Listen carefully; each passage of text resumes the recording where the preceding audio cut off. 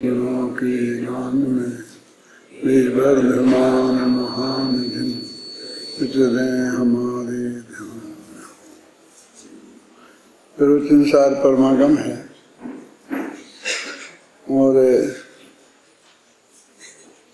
इसका चारित्र के संबंध में जो कथन है वो चरणान योग सूचक चूल का नाम दिया है, उसमें है विस्तार से। लेकिन ये तो प्रारंभ से ही चारित्र की बात करता है ना। लेकिन क्या करें, हमारे दुर्भाग्य से जिसे वो चारित्र कहते हैं लोग उसे चारित्र मानते ही नहीं हैं। वो कहते हैं शुद्धोपयोग ही चारित्र है, वही समता भाव है, वही मोह और क्षोभ से रहित आत्मा का परिणाम है। और शुद्धोपयोग अधिकार से ही उनने ये बात आरंभ की है। भले छोटा सा अधिकार है, सिर्फ 8 गाथाओं का, उसमें भी उनने शुद्धोपयोग किसे कहते हैं, उसका क्या स्वरूप है, शुद्धोपयोग प्राप्त करने के लिए क्या प्रयत्न करना चाहिए, इसकी कोई चर्चा नहीं की। सीधी ये बात कही कि शुद्धोपयोग के फल में आपको क्या मिलेगा, तो उनका अनंत सुख मिलेगा और अनंत ज्ञान मिलेगा। यद्यपि जब इन शास्त्रों में इनकी चर्चा आती है तो ज्ञानानंद स्वभावी हैं ऐसा बोलते हैं, यानी ज्ञान को 1 नंबर देते हैं और सुख को दूसरा नंबर देते हैं। ज्ञान और आनंद ऐसा ही बोलते हैं। लेकिन इस शुद्धोपयोग अधिकार में पहले उनने सुख का वर्णन किया और फिर बाद में ज्ञान का वर्णन किया। 13वीं गाथा में 12वीं गाथा खत्म हुई और 13वीं गाथा से शुरू होता है शुद्धोपयोग अधिकार और 20वीं पे खत्म हो जाता है। अपन ने कल पहली गाथा से लेके और 20वीं गाथा का तक का सारांश सबको बताया था। अब इस शुद्धोपयोग अधिकार के संदर्भ में मैं आपसे चर्चा करना चाहता हूं कि वो पहली गाथा में सुख की बात करते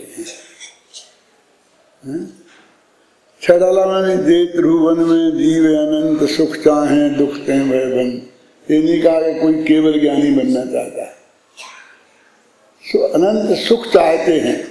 और इसमें भी मामला पलट दिया, वो ज्ञान की बात नहीं करके सुख की बात करते हैं। यद्यपि जब अधिकारों का वर्गीकरण करेंगे तब ज्ञानाधिकार पहले रखेंगे और सुखाधिकार उसके बाद में रखेंगे।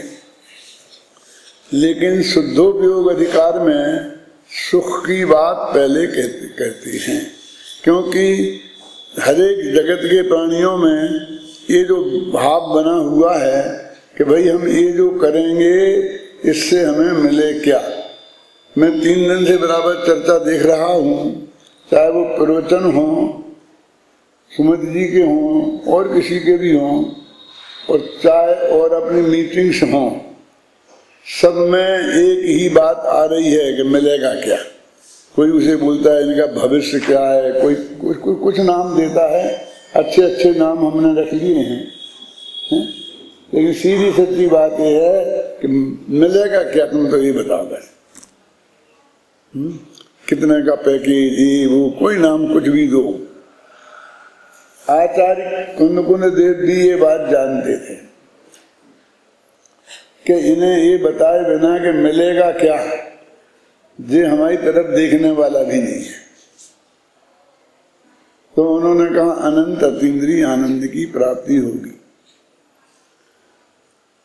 अनंत अतीन्द्रिय ज्ञान की प्राप्ति होगी। इन दो बातें बताई उन्होंने। और यद्यपि कहा ऐसा कि तुम सर्वज्ञ बन जाओगे, स्वयंभू बन जाओगे, स्वयं अनंत ज्ञान प्राप्त करोगे और फिर अनंत सुख कहा, लेकिन फिर भी जब समझाने की बात आई तो सुख की बात करने लग गए कि तुम्हें वो सुख प्राप्त होगा और वो कैसा होगा। ये बता रहे। तो उस बताने में बहुत मजा आएगा, आनंद आएगा, कैसा आएगा वो नहीं बताते हैं।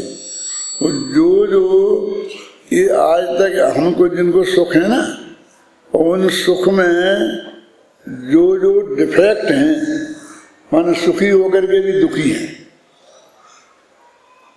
सुखी होकर के भी दुखी हैं, उन पॉइंट्स को उन्होंने क्लियर किया कि सपरम बाधा संयम, है ना, ये चीजें हैं कि ये जो सुख है इस वो कैसा है, संसार का सुख सपरम अंत आ जाएगा, उसका अनंत नहीं है। जो मिलेगा उसके पहले छूटने की तारीख नक्की है। आप 5 साल के लिए प्रधानमंत्री चुनेंगे कि MLA चुनेंगे, तो 5 साल का आगे बताओ ना, कौन चुनेंगे? तो हम काम नहीं करें तुम कल ही हटा देना ना, कल ही हटा देना, नहीं नहीं नहीं, और 5 साल के बाद तो तुम हटाने की जरूरत ही नहीं पड़ेगी, अपने आप हट जाओगे। सत्रह माने उसकी अंतिम डेट उस पर लिखी हुई है। कोई भी चीज बनती है तो उसमें एक्सपायरी डेट लिखी होती है। जितने भी सुख जगत के हैं जिन्हें आप सुख कहते हो, उसमें लगा ना रत्नगढ़ साहब का दान में कि जितने ये पद हैं ये पाकर छोड़ने पड़ते हैं। कौन? देवेंद्र चक्रमभियानम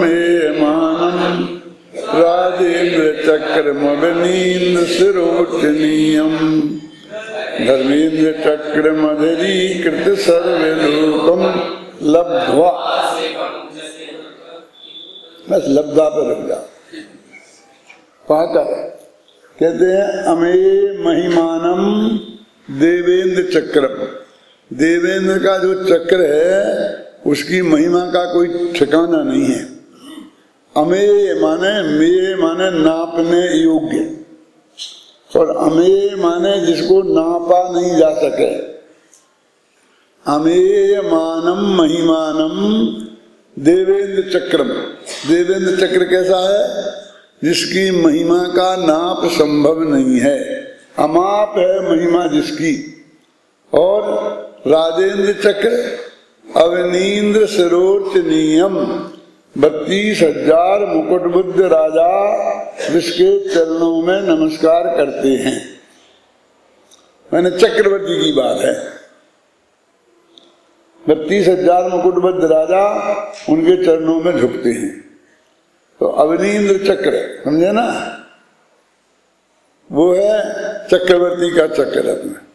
और धर्मेंद्र चक्र मधुरीकृत सर्वलोकम, और एक धर्म चक्र भी है जिसने अधिरीकृत सर्वलोकम, सारी दुनिया को नीचा कर दिया है। माने उससे बड़ा कोई नहीं। अधिरीकृत समझ गए ना, उससे नीचे नीचे है सब, नीचे नीचे। सर्वलोकम अधिकृतम धर्मेंद्र चक्रम। लेकिन लब्ध्वा माने इन्हें पाकर, माने बात खत्म नहीं होती है, छोड़ना पड़ता है। अनंत काल तक नहीं रह सकते। हमें तो जच गया, चक्रवर्ती पद में जच गया, अब कोई बात नहीं, बस अनंत काल तक हम रहेंगे। क्यों होगा? वो कहते हैं सिद्ध चक्रम। अब एक और चक्र है जिसका नाम है सिद्ध चक्र। ये सिद्ध चक्र है कि ये पाकर फिर छोड़ना नहीं पड़ता, अनंत काल तक वो कायम रहता है। इस बात के लिए तो आचार्य ने एक गाथा की गाथा पूरी लिखी कि हे भगवान, आपने ऐसा भंग किया, माने नाश किया कि जिसके बाद वो उत्पन्न ही नहीं होगा, और ऐसा उत्पाद किया कि जो कभी नष्ट ही नहीं होगा। भंग विहीणो ही भवो संभव परिवज्जदो विनाशो ही। ये उन्हें कहा कि तुम्हारा सुख कैसा है कि जो कभी अंत नहीं आएगा जिसका, ऐसा सुख इस शुद्धोपयोग के फल में मिलेगा। लेकिन शुद्धोपयोग क्या है ये तो बताओ ना। शुद्धोपयोग अधिकार है सिर्फ 8 गाथाओं का है और तुम सुख के गीत गाने लग गए। पहले अधिकार में सुख के कैसा है और जो जिनको वो सुख होता है वो कैसे होते हैं, दूसरी गाथा क्या।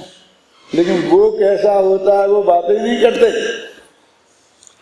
पढ़ी थी ना बनने है ख्याल। फिर ज्ञान कैसा है, उसके धारण करने वाले कैसे हैं, ये बता रहे तो शुद्धोपयोग के फल में जो मिलेगा उसमें बता रहे हैं कि ये मिलेगा और कुछ नहीं, बस खत्म है ना। मैं ज्ञानानंद स्वभावी हूँ, मैं ज्ञान और आनंद के स्वभाव वाला हूँ और तुम्हारा जो स्वभाव है और अनादिकाल से पर्याय में प्रकट नहीं है, इसे हम ये कहते हैं कि वो हमें उपलब्ध नहीं है।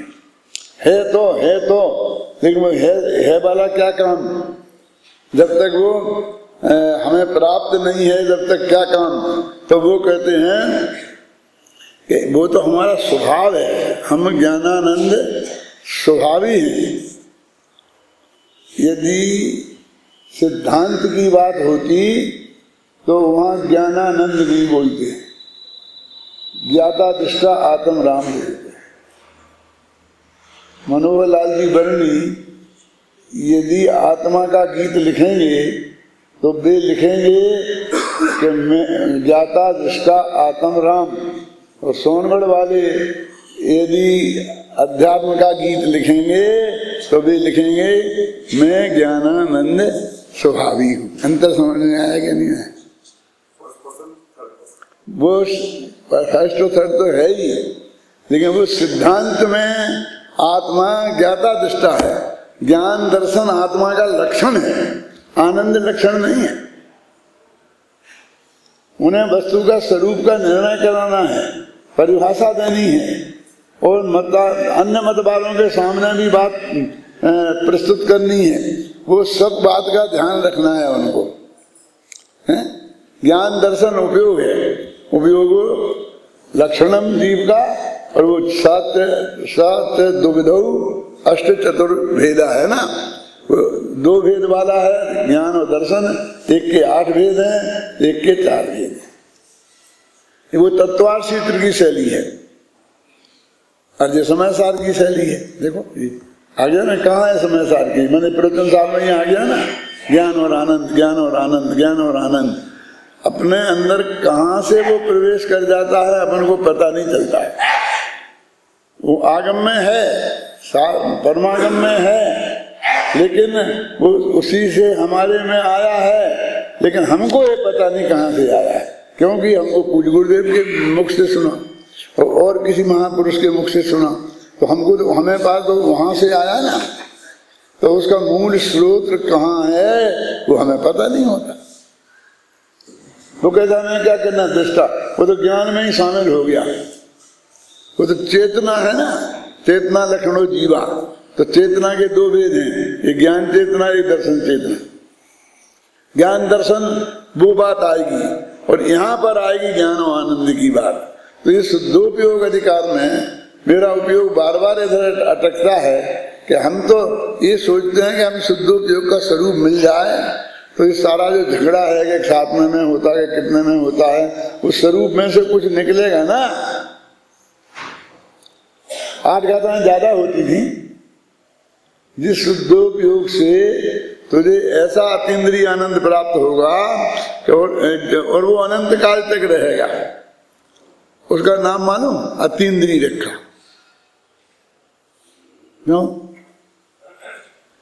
क्यों रखा? क्योंकि ये जो हमारा जो सुख आज तक है और जिसके पीछे हम भागे फिर रहे हैं, वो सब इंद्रियों के माध्यम से प्राप्त होता है, भोगा जाता है और इंद्रियों के विषय रूप है। ये रुपया पैसे की कीमत इस जगत में हो गई ना, ऐसा रुपये पैसे में ऐसा क्या है, ये नोट है ना, इसमें क्या है? उसके गाय के सामने डालोगे तो सूंघेगी तो नहीं, और थोड़ी घास डाल दो जो सबसे तुच्छ पदार्थ माना जाता है तो प्रेम से खा जाएगी। फिर इसकी इतनी कीमत क्यों हो गई?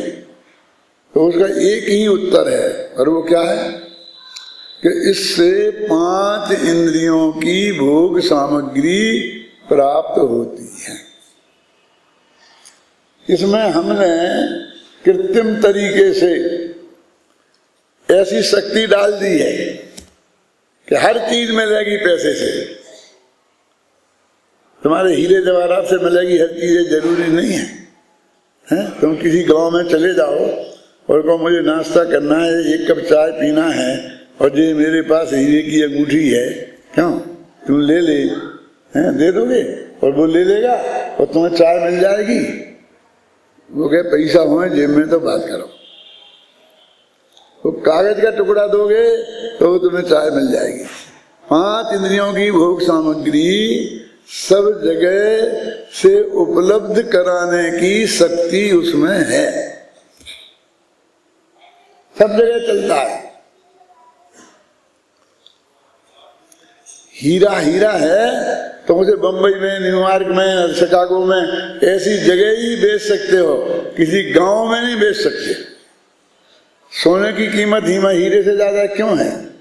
क्योंकि वो हर जगह बिक सकता है और हर जगह मिल सकता है। हमारे पास है और हमें उसका उपयोग करना है तो वो कहीं भी ज्यादा कीमत इसलिए है, उसकी कीमत बना भाव नहीं, उपलब्धता की दृष्टि से। और ये पैसा, इसकी कीमत बिल्कुल कृत्रिम है, लेकिन फिर भी हर जगह भोगों की उपलब्धि के लिए, और वे भोग क्या है कि 5 इंद्रियों के विषय देख लो। या तो स्पर्श के रूप में ठंडक चाहिए, गर्म चाहिए, नरम गद्दा चाहिए, बढ़िया कमरा चाहिए सोने के लिए, स्पर्श इंद्री का हो गया। रसना इंद्री के बढ़िया खाना पीना, स्वादिष्ट बढ़िया से बढ़िया चाहिए तो रसना इंद्री का भोग हो गया। ऐसा एकदम सुगंधित वातावरण होना, बदबू नहीं होना तो घ्राण इंद्री का विषय हो गया। और बढ़िया बढ़िया ऐसे दृश्य हो कि देखते ही तबीयत खुश हो जाए, वो चक्षु इंद्री का हो गया। और बिल्कुल बहुत सुंदर कंठ से अच्छी आवाज में हम गाना सुनने को मिले तो कर्णेंद्री का हो गया। और विकल्पों का ढेर खड़ा हो तो मन का हो गया। तो 5 इंद्रियों और मन के विषय जो हैं, इनसे उत्पन्न हुआ है वो तुम्हारा जगत का सुख, इसलिए उसे बोलते इंद्रियज। और उसके विरुद्ध इस सुख को नाम अतीन्द्रिय दिया। माने मेरे कहने का मतलब कि ये बात समझने समझाने के लिए इंद्रियों का कितना महत्व है। क्योंकि जो हमारा असली सुख है, जिसकी इंद्रियां शत्रु हैं समझ लो, उसको नाम भी उसी की वजह से हमें देना पड़ा। उसका नाम हमने अतीन्द्रिय रखा। गुरुदेव श्री फरमाते थे कि ये आत्मा परिणामी है, क्यों? तो नहीं, वो पर्याय जुदी है और भगवान आत्मा जुदा है। पर्याय के आश्रय से धर्म नहीं होता है, पर्याय क्षणिक है। मैं तो अनादि अनंत हूँ, मैं क्षणिक का आश्रय कैसे ले सकता हूँ? ख्याल में आई ना? तो नहीं मैं पर्याय नहीं, मैं परिणामी नहीं हूँ। तो कैसे हो बोलो? मैं क्या परिणामी हूँ? तो नहीं, अपरिणामी भी नहीं। ये क्या कह रहे हो? तो फिर क्या है? हो कुछ के नहीं। कहते हैं परिणामी शब्द भी परिणाम की अपेक्षा से द्रव्य का नाम रखा गया है ना, है स्वयं परिणमनशील। तो परिणामी नाम द्रव्य का, वस्तु का काय की तरफ से रखा गया? पर्याय की तरफ से। और अपरिणामी नाम भी पर्याय की तरफ से रखा गया। उस पर्याय का निषेध की। तो पर्याय तो मुख्य रही, द्रव्य तो मुख्य हुआ ही नहीं। क्या? न परिणामी है और न अपरिणामी है। तो ऐसा अर्थ गुरुदेव श्री के अलावा और कौन निकाले इस जगत में? अभी भी तुम तो कहते निकाले श्री कृष्ण जी, अभी लोगों को पच नहीं रहा, पचता नहीं है, रुचता नहीं है, स्वीकृत नहीं होता है। कितना स्पष्ट है ये बात कि भैया तुम भूले तो उसे हो ही नहीं, उस परिणाम को। हमने कहा हटाओ परिणाम पैसे दृष्टि, तो तुम्हारे कहाँ हटी? अपरिणामी के नाम से वहां भी परिणाम बोल रहा है। देखो आप लिखो पत्रिका में छापो कि हमारे यहाँ फला फला पधारेंगे, और वहीं छापो ये कि फला फला नहीं आएंगे, उनको निमंत्रित नहीं किया गया है। छापो साथ में, क्यों नहीं छापते?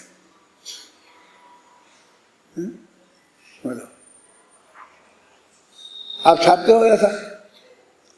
तो कहते उसका नाम तो छपेगा ना, हमें उसका नाम तो छापना पड़ेगा ना। हिंदू धर्म में नहीं आता है कि प्रहलाद का पिता था हिरण्यकश्यप, और वो राम का कट्टर विरोधी था। वो नहीं चाहता था कि उसके राज्य में कोई भी व्यक्ति राम का नाम लेवा हो, नाम भी राम का लेने वाला नहीं मिलना चाहिए। और उसी का बेटा राम का भगत था। क्या करे, ये बड़े बड़े सम्राटों की यही हालत है। वो अकबर है तो अकबर का बेटा कैसा है? कितना सुख है अकबर को संतान का। आप देखो राम का नाम नहीं लेना वो मानता नहीं था, तो उनने एक वो बुलाया हंटर, और हंटर से उसकी पिटाई करी और बोला अब लेगा राम का नाम? तो कहा हाँ लूंगा। फिर दूसरा हंटर अब लेगा? हाँ लूंगा। तब वो कहता है पहला एक बार और एक हंटर और मारो। क्यों? कम से कम मना करने के लिए ही सही तुम जैसे राम विरोधी के मुख से राम का नाम तो निकल रहा, ये कहने के लिए कि अब लेगा राम का नाम। मैं भी बोल रहा हूं, तू भी बोल रहा है। इसलिए हम कहते हैं हमारे गुरुदेव जी कान्जी स्वामी का युग है। क्यों कि अभी हम भी कान्जी स्वामी के गीत गाते हैं और विरोधी भी उन्हीं की चर्चा करते हैं। हमारे अखबार भी कान्जी स्वामी से भरे पड़े हैं और विरोधियों के अखबार भी कान्जी स्वामी से भरे पड़े हैं। पंडित कैलाश चंद जी ने लिखा था कि ये कान्जी युग है। क्यों? क्योंकि युग का पुरुष उसे कहते हैं कि जिसकी चर्चा विरोधी भी करें। तो इस अर्थ में आज कान्जी स्वामी, कुछ अखबार कान्जी स्वामी के पक्ष में लिखते हैं और कुछ विरोध में लिखते हैं, कुछ पक्ष में बोलते हैं, कुछ विरोध में बोलते हैं। देखो वहां मत जाना, वो कान्जी स्वामी वालों का है, कान्जी वालों का है। भैया यहाँ कहाँ है कान्जी, कहाँ है, कौन है? हमारे तो होते ही नहीं। लेकिन वहां मत जाना, वहां मत जाना, ऐसा कह के गांव गांव में जाकर कहते हैं। सच्ची घटना बताता हूं मैं आपको। सोनगढ़ में पंचकल्याणक था, भगवान महावीर के निर्वाण वर्ष में ये जो परमागम मंदिर बना है इसका, और सारे देश में आग लग रही थी और गुजरात में सबसे ज्यादा है। तो ये क्या करें, क्या करें, ऐसे में कैसे पंचकल्याणक होगा? लेकिन किया। वहां आकर के पंडित विद्वत परिषद का अधिवेशन था, जिसके अध्यक्ष पंडित फूलचंद जी थे। उस सभा के मुख्य अतिथि जगन मोहन लाल जी, कैलाश चंद जी थे, और मैं उस मीटिंग को कंडक्ट कर रहा था। तो कैलाश चंद जी का जब नाम आया तो उन्होंने खड़े होकर बोला कि लोग कहते हैं कि निमित्त कुछ नहीं करता है, लेकिन सारे देश में आग लग रही है और यहाँ पर ये 25,000 आदमी आ गए हैं, तो ये आपके निमित्त से आए हैं कि नहीं? स्वामी जी से बोले ये आपके निमित्त से आए हैं, आपके तो निमित्त नहीं मानते। अरे सबसे बड़े निमित्त तो आप हो। ऐसा बड़ी सभा में बोला। मैं मीटिंग कंडक्ट कर रहा था, मैंने कहा कि ये सब यहाँ ये सुनने आए हैं कि निमित्त कुछ नहीं करता, क्योंकि विरोधी विद्वानों ने गांव-गांव में जाकर ये बता दिया है कि वे निमित्त को नहीं मानते, वे निमित्त को नहीं मानते। तो ये जान की बाजी लगाकर ये देखने आए हैं कि हम उनके मुख से सुनना चाहते हैं कि वे निमित्त को मानते हैं कि नहीं मानते हैं। तो सबसे बड़ा काम तो आप लोगों ने किया, घर घर ये बात पहुंचा दी कि कान्जी स्वामी क्या क्या नहीं मानते हैं, कि निमित्त को नहीं मानते हैं, पुण्य को मोक्ष का कारण नहीं मानते हैं, क्यों पर्याय को दृष्टि के विषय में शामिल नहीं करते हैं। रिसर्च कर करके तुमने एक एक गांव में बच्चे बच्चे को ये बात पहुंचा दी। और हमारे लिए भी तो कुछ बचने दो, हम क्या पहुंचाएंगे?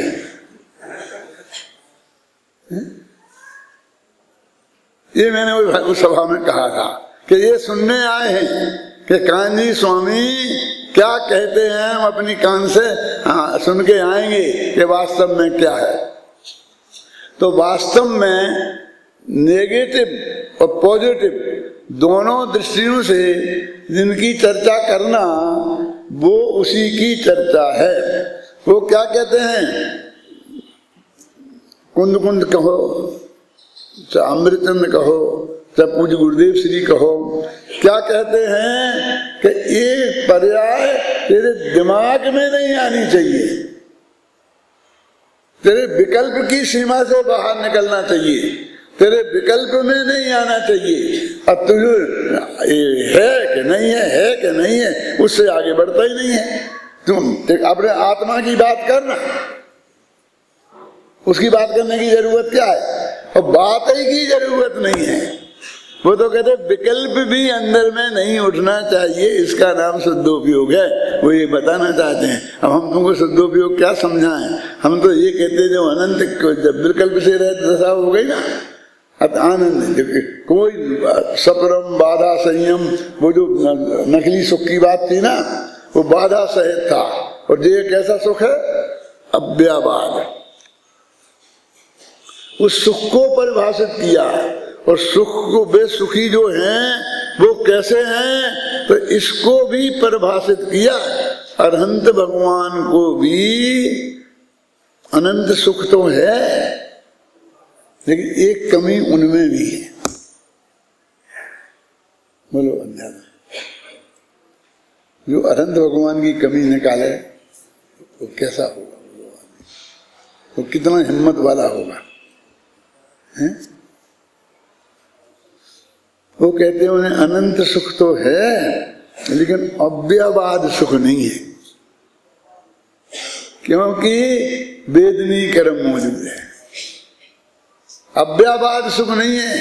जैसे अव्ययवाद सुख सिद्धों के है, वैसा अव्ययवाद सुख अनंत भगवान के नहीं है। ये अनंत भगवान में कमी नहीं निकाली, ये कमी है क्या नहीं है? नहीं तो नहीं थी तो फिर बदलने की जरूरत ही नहीं थी। यदि वो परिपूर्ण हो गए होते तो फिर उनको सिद्ध दशा की जरूरत ही नहीं थी। ख्याल में आई ना? तो अव्ययवाद, तो कहते आत्मा का स्वभाव अव्ययवाद सुख है। वो अतीन्द्रिय सुख है जो शुद्धोपयोग के फल में मिलेगा, वो अव्ययवाद सुख है। क्या करें, कैसी विचित्र स्थिति है। अभी जो हर अंतर मुहूर्त में शुद्धोपयोग में जाने की जिनकी नियम है, इसके बिना जो वो मुनि पद नहीं रहता, मुनि पद नहीं रहता जिसके बिना, समझ में आई ना? उसको वो कहते वो होता ही नहीं साधने के पहले। अब जो होता ही नहीं माने के बैठेगा, वो उस दिशा में प्रयत्न कैसे करेगा? क्यों? ये बार बार चर्चा करना सही है? क्यों? कभी 5 पंचम काल में मोक्ष नहीं होता, पंचम काल में मोक्ष नहीं करता। गुरुदेव तो एक फरमाते थे, अरे कैसे नहीं होता? मिथ्यात्व से मोक्ष होता कि नहीं? मोक्ष माने मुक्ति, तो मिथ्यात्व से मुक्ति मिलती है कि नहीं मिलती? सम्मादर्शन होता है कि नहीं होता है? और ये आत्मा तो साही मुक्त है, ये भगवान आत्मा तो मुक्त ही है। इसे क्या होना है? जो जिसे कुछ होना है वो मैं हूं ही नहीं। ये होना तो पर्याय का नाम है, होना तो परिणमन का नाम है, हैं? और मैं परिणामी द्रव्य हूं कि अपरिणामी द्रव्य हूं? कहते जिसमें परिणमन का और अपरिणमन का विकल्प भी नहीं है, ऐसा निर्विकल्प तत्व मैं हूं। क्या बताएं? तो उन्हें शुद्धोपयोग के फल में अनंत दर्शन और अनंत ज्ञान और अनंत सुख की बात की। एक दूसरी बहुत मार्मिक बात जो इसमें आई है, जो हम 20 दिन से चला रहे हैं इसे। कितने दिन हो गए अपन को? ये वहां पंचकल्याणक में चल रहा था ना, नागपुर में, और उसके बाद अपन ने यहां चलाया है। तो उसमें एक ही बात आ रही है कि वो अव्याबाद अतीन्द्रिय सुख और अतीन्द्रिय ज्ञान की बात करते हैं।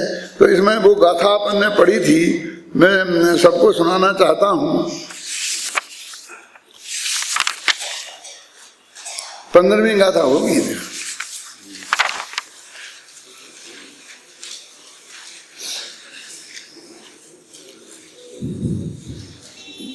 देखो, शुद्धोपयोगी जीव जग में घात घाती कर्मरज स्वयं ही सर्वज्ञ हो, सब गेय को हो जानते।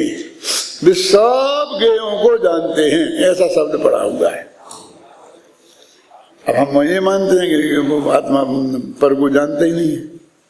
ये आत्मा को जानते हैं ये नहीं लिखा, पर को जानते हैं ये नहीं लिखा, सब गेयों को जानते हैं। अभी अभी अपन ऊपर थे ना पूजा में, संजीव करा रहे थे, ज्ञान कल्याणक का प्रकरण चल रहा था। लास्ट में जब मैं पहुंचा, क्यों वहां क्या लिखा था उसमें? भगवान, मैं पंच कल्याणक में जाता हूं तो सबसे एक बात पूछता हूं, केवल ज्ञान कल्याणक के दिन किस दिन क्या बोलता हूं मुझे सब पता है। कि आज मैं आपसे पूछता हूं कि भगवान को क्या हुआ था। जैसे अपन बोलते हैं ना, भगवान को मोक्ष हुआ था इसलिए दिवाली मनाई जाती है, मनाई जाती है ना। तो आज क्या हुआ था? आज काय का फंक्शन है? अभी ये उत्सव काय का मनाया जा रहा है? क्या समझ रही? अभी अभी अंदर में घंटा बज गया, हाँ भगवान को केवल ज्ञान हो गया, केवल ज्ञान हो गया, वहां से चिल्ला दिए। तो क्या हो गया बताओ तो मुझे। किसी मोहल्ले में आग लग गई, क्या हो गया? काय को चिल्ला रहे हो कि केवल ज्ञान हो गया? मैं हमारी समझ में केवल ज्ञान तो था ही, केवल ज्ञान सिर्फ ज्ञान तो था ही, लेकिन हुआ क्या है आज उनमें? नया क्या हुआ बोलो? क्या आत्मा को जाना उनने? आत्मा को तो जिस दिन सम्मा दर्शन हुआ था उसी दिन जान लिया था। बोलो पंडित जी, श्रीकृष्ण जी, क्या हुआ है कि आज केवल ज्ञान हुआ है? केवल ज्ञान हुआ है माने आज उनने सारे जगत को जाना है, सबको जाना है। वे आज सर्वज्ञ हुए हैं, आज वे आत्मा के नहीं हुए। कि हमें तो मना किया था सबके जानने के चक्कर में मत रहो, अकेले आत्मा को जाना कि तुमने ठीक किया था। तुम अपनी बुद्धि पर को जानने में बर्बाद कर रहे थे, इसलिए तुमसे कहा था, क्योंकि तुम्हारे पास बुद्धि बहुत कम है और आत्मा को जानना आत्मा के कल्याण के लिए ज्यादा जरूरी है, पर को जानना जरूरी नहीं है। फिर जब हम मना करते तुम क्यों करते? क्यों? कि वो जानना स्वभाव है, तुम स्वभाव मना करते हो, इसलिए ये बात हम कहते हैं। हमको कोई उनको जानने का रस थोड़ी है कि तुम जानो सारे जगत को। तुमसे अभी भी कहेंगे, लेकिन आज भगवान जब तुम सबको जानना बंद करोगे और अपने को जानोगे तो फल में क्या आएगा बोलो? तो शुद्धोपयोग है ना, शुद्धोपयोग की दशा यही है ना। निज माही निज में हेतु निज कर आपको आपे गहो, यही दशा है ना। क्यों? क्या मिलेगा? सबको नहीं जानना ये धर्म है और जानना अपराध है, तो हमको सजा मिलेगी कि इनाम? कि हमारे ज्ञान में सारा लोकालोक झलक जाएगा। और बाजो सुविधा थी अभी तक कि हम इसे जाने और इसे नहीं जाने कहने के लिए, वो छिन गई। अब नहीं जान नहीं सकते हम और आप, ऐसा मुंह फेर सकते हैं। यहाँ गंदगी पड़ी हो तो हम ऐसा मुंह फेर सकते हैं कि उधर हम नहीं देखें। सुरेश जी, भगवान नहीं फेर सकते, उनके ज्ञान का गेय वो बनेगा, उन्हें जानना अनिवार्य है, ऐसा उनका स्वभाव है। हमने तो सारी जिंदगी 8 वर्ष की उम्र से 80 वर्ष की उम्र तक ये पढ़ा। एक एक कदम पर मैं अपने विद्यार्थियों को बताता हूँ, देखो इसका क्या अर्थ है, इसका क्या अर्थ है। गाथा गाथा में ये बात आती है और न मालूम कैसे चल गया कहीं कि वो नहीं जानते, नहीं जानना, नहीं जानते। अरे नहीं जानना, एक दफे ये कह दिया तो इसका मतलब तुम यहाँ बैठो चुपचाप, शांति से प्रवचन सुनो। कल दिशा मेरा परीक्षा है, कल मुझे पढ़ाई पढ़ना है कि पेपर है, 1 घंटे को छोड़ो, कोई पेपर नहीं है, तब बैठो शांति से सुनो। अच्छा आपने मना किया था कि मत पढ़ना, कोई पेपर नहीं है, हमें तो नहीं गया पेपर देने, परीक्षा देने। अब आप हमको जुर्माना करते हो कि तुमने परीक्षा में नहीं बैठे, ये नहीं कहते, कैसे चलेगा। तुमने कहा था, भरी सभा में कहा था, कैसेट लाके बता दें कि कोई परीक्षा नहीं, छोड़ो, तुम पहले यहाँ ध्यान से सुनो। अरे वो तो ऐसा उपदेश था, इसके फल में तो लोकालोक को जानना आने वाला है। और वो ऐसा कि उसे बेखुद ही नहीं रोक सकते। उनके ज्ञान में लोकालोक के सबके आए तो अनंत भगवान में ऐसी शक्ति नहीं है, उनका वीर गुण यहाँ काम नहीं करता कि उन्हें वो रोक दे। ऐसी तो है वीर गुण कि वो उन्हें जानने में सहयोग करे। ठीक है, अनंत वीर चाहिए अनंत ज्ञान के लिए, अनंत सुख के लिए। अनंत सुख भोगना हो तो अनंत वीर के बिना नहीं भोगा जा सकता है। अनंत ज्ञान करना हो तो अनंत वीर के बिना नहीं किया जा सकता। ऐसा पूज्यपाद आचार्य ने सर्वार सिद्धि ग्रंथ में जो परिभाषाएं लिखी उनमें लिखा है। तो शुद्धोपयोग का फल वो सर्वज्ञता और आनंद, अतीन्द्रिय आनंद है, वो हम सबको प्राप्त हो। अभी अपना बहुत कार्यक्रम शेष है, रथ यात्रा निकलनी है और रथ यात्रा के बाद में अपन को कलशाभिषेक करना है। ये 2 बड़े काम अभी बहुत मौजूद हैं और तीसरा उससे बड़ा काम भोजन करना है। तीनों की तैयारी चल रही है, सब बढ़िया एकदम। इसलिए यदि मैं अब ज्यादा टाइम लूंगा तो हर एक में बाधा खड़ी होगी, इसलिए मैं ज्यादा चर्चा इस वक्त नहीं करता।